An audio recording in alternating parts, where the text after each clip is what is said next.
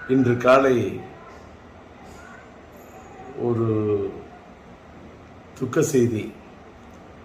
என்னோடு சமகாலத்தில் பணியாற்றியவர், தமிழ் திரையுலகத்தில் தனக்கென்று ஒரு தனி முத்திரையை பதித்து தனி கொடி நாட்டியவர், என் இனிய நண்பர் எழுத்தாளர் இயக்குனர் கே. பாக்யராஜ் அவர்களார். அவர் மாரடைப்பால் மறைந்து விட்டார் என்ற துக்க செய்தி என் காதுக்கு எட்டியது. கவலை என்னுடைய மனதை போட்டு வாட்டோ வாட்டு என்று வாட்டியது. காரணம், சமீபத்தில் தான் அவருடைய 50 ஆண்டு காலம் அவர் திரையுலகத்தில் பணியாற்றியவர் ஒரு பொன்விழாவை காண்கிறார் என்று அவருக்கு ஒரு விழா எடுத்தார்கள். அந்த விழாவிலே அவரை பாராட்டுவதற்கு எண்ணற்ற பேர் வந்திருந்தார்கள். நம்முடைய சூப்பர் ஸ்டார் ரஜினிகாந்த் ஐயா அவர்கள் வந்திருந்தார். நம்முடைய ஆந்திர மாநிலத்தினுடைய நட்சத்திரமாக கொடிகட்டி பறக்கும் நட்சத்திரமாக இருக்கக்கூடிய அண்ணன் மோகன் பாபு அவர்கள் வந்திருந்தார்கள். அந்த விழாவிற்கு நான் வர வேண்டும் என்று என்னை பாக்யராஜ் விரும்பி அழைத்தார். நான் சாதாரணமாக இப்போ எந்த விழாவுக்கும் போகிறதில்ல, தவிர்த்திருக்கேன். ஆனால் என்ன நினச்சேனோ தெரியல. அவர் ராஜேந்தர், நீங்கள் நானும் சேர்ந்து ஒரே சமகாலத்தில் இருந்தோம். என் காலத்திலே நீங்கள் திரையுலகத்தில் நம்ம 2 பேருமே நம்மளெல்லாம் போட்டின்னு சொல்லுவாங்க, ஆனால் நீங்கள் எனக்கு நல்ல நண்பர். நீங்கள் நானும் சேர்ந்து எந்த படத்துலையுமே பணியாற்றலை, அதனால் நீங்கள் வரணும்னு ரொம்ப நாத்தெடுக்க என்னை கூப்பிட்டார். அவர் அத்தனை முறை என்னை வற்புறுத்தி கூப்பிட்டது என்னோட மனசு ரொம்ப வாட்டினுச்சு. சரின்னு சொல்லிட்டு அந்த விழாவில் போய், சமீபத்தில் தான் அந்த விழா நடந்தது, அந்த விழாவில் போய் மனதார மனசு விட்டு அவரை பாராட்டிட்டு வந்தேன். எனக்கு அதில் என்னன்னா, இவ்வளவு சமீபமாக அவர் மறைந்து போயிடுவார்னு நான் கனவு கூட நினச்சி பார்க்கல. ஆனால் ஒரு சின்ன அவர் மறைந்து விட்டார் என்பது துக்கம் தாங்கலை, நெஞ்ச வாட்டுது.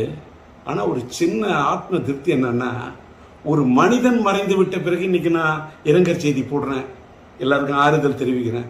ஆனால் அவர் உயிரோடு இருந்தப்பவே, அவருக்கு ஒரு பாராட்டு விழா நடந்தப்ப அவருடைய காது குளிர, அவருடைய மனம் மகிழ, ஒரு சமகாலத்தில் என்னை விட ஒரு சீனியர் மூத்தவர், அவரை போய் நான் மனதார பாராட்டிட்டு வந்தேன் அப்படிங்கிறத நினைக்கும் போது எனக்கு ரொம்ப ஒரு மனசுக்கு நிகழ்ச்சியாக இருக்குது.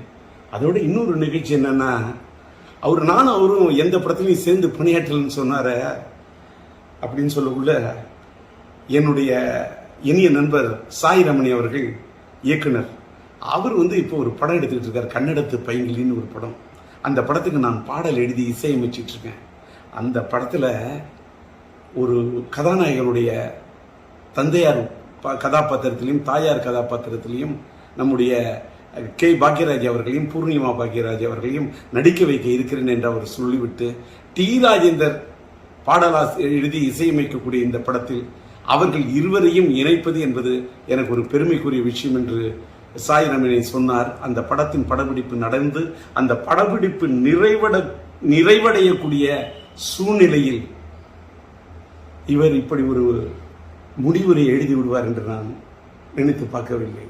எல்லாத்துக்கும் மேலே இன்னைக்கு தென்னிந்திய திரைப்பட ரைட்டர்ஸ் அசோசியேஷன் எழுத்தாளர் சங்கத்துடைய தேர்தலுக்காக இன்று காலையில் அவர் மனு தாக்கல் செய்வதற்காக கே. பாக்யராஜ் அவர்கள் தன்னை தயார்படுத்திக் கொண்டிருந்திருக்கார். ஆனால் விதி எப்படி விளையாடி இருக்கிறது பாருங்கள். யமலோகத்தில் யார் இவரை கதை திரைக்கதை எழுத, வசனம் எழுத அழைத்தார்கள் என்று தெரியவில்லை. அங்கே சென்று போய் இவர் மனு தாக்கல் செய்து விட்டாரே. இங்கே எழுத்தாளர் சங்கத்தில் நிற்பதற்கு மனு தாக்கல் செய்வார் என்று நினைத்தால் அங்கே போய் மனு தாக்கல் செய்து விட்டார் என்பதை எண்ணிய போது மனது தாங்கவில்லை. எல்லாத்துக்கும் மேல 16 வயதிலே படம், மறைந்துவிட்ட இயக்குனர் இமயம் பாரதிராஜா அவர்களுடைய முத்திரை படைத்த படைப்பு. அந்த படைப்புலே அவரோடு தூணோடு தூணாக நின்று, தோளோடு தோளாக நின்று, அவரோடு ஒத்துழைத்து, அவரிடத்தில் ஒருங்கிணைந்து பணியாற்றிய ஒரு அற்புதமான ஒரு துணை இயக்குனராக, இணை இயக்குனராக இருந்த பாக்யராஜ் அவர்கள், அவருக்கு இணையாக அத்தனை படங்களில் பணியாற்றியவர். கிடைக்க போகிற ரயில் என்றும், புதிய வார்ப்புகள் என்றும், சிகப்பு ரோஜாக்கள் என்றும் அத்தனை படங்களில் அவரோடு உடனிருந்து பணியாற்றியவர். அவர் அந்த இயக்குனர் இமயம் சாய்ந்து மறைந்து, அது 10ஆம் தேதி என்று நினைக்கிறேன், 16 நாட்கள், 16 வயதிலே அவரோடு நட்பை ஏற்படுத்திக் கொண்டு பணியாற்றியவர். அவர் பிரிந்து விட்டார், அவரோடு பணியாற்றினேன். அவர் பிரிந்து 16வது நாளிலேயே நானும் பிரிந்து விடுவேன் என்று. இன்னைக்கு 27. இந்த மண்ணை விட்டு பாக்யராஜ் போறாருன்னா 16 வயதினிலே அந்த படத்துல அதுல இருக்கக்கூடிய எண் 16. தன்னுடைய குருநாதர் மறைந்து நாட்கள் எண்ணி 16, அதில் என்னை விட்டு சென்று விட்டாயே என்று போய்விட்டாரே, தாங்கவில்லை. சுவர் இல்லாத சித்திரங்கள், அவர் எடுத்த படம் சுவர் இல்லாத சித்திரங்கள். இன்றைக்கு சுவர் இல்லாவிட்டால் சித்திரம் இருக்காது. நீ இல்லாவிட்டால் தமிழ் உலகத்தில் எங்கே சித்திரங்கள் இருக்கும்? நீ எடுத்த படம் ஒருகை ஓசை, ஏன் இவ்வளவு திடீரென்று நினைத்து விட்டாய்? நின்று விட்டது உன் குரல் ஓசை. நீ எடுத்த படம் மௌன கீதங்கள், எங்களை பாட வைத்து விட்டு சென்று விட்டாயே, ஏன் சோக கீதங்கள்? நீ எடுத்த படம் தூரல் நின்று போச்சு, எதற்காக இன்றைக்கு உன்னுடைய மூச்சு நின்று போச்சு? நீ எடுத்த படம் முந்தானை முடிச்சு, ஏன் நிறுத்தி கொண்டாய் நீ விடுகின்ற மூச்சு? எங்கே நின்றது உன் பேச்சு? தாங்கவில்லையே, துக்கம் தாழவில்லையே, எங்கே போய் சொல்வது? அதனால் நீ மறைந்து விட்டாய் என்ற செய்தி கேட்டவுடன் அது ஈட்டி போல் அது என் இதயத்தை தாக்கியது. அதனால் என்னுடைய துக்கத்தை எங்கே போய் சொல்வது? உம்மை இழந்து வாடக்கூடிய உன்னுடைய இல்லத்தாருக்கும் இந்த திரையுலகத்தை சார்ந்தவர்களுக்கும் என்னுடைய ஆறுதலையும் ஆழ்ந்த இரங்கலையும் தெரிவித்துக் கொள்கின்றேன்.